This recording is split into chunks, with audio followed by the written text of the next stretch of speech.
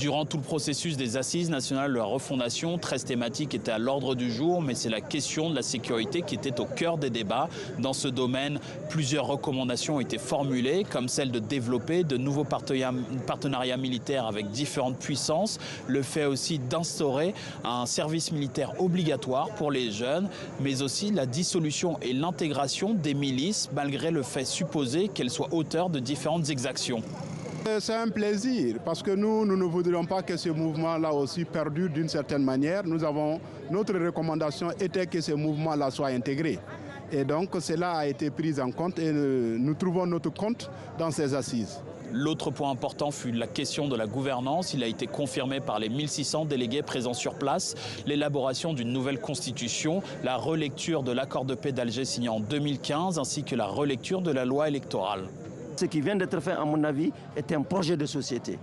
On ne sortira pas du tout de ce document-là.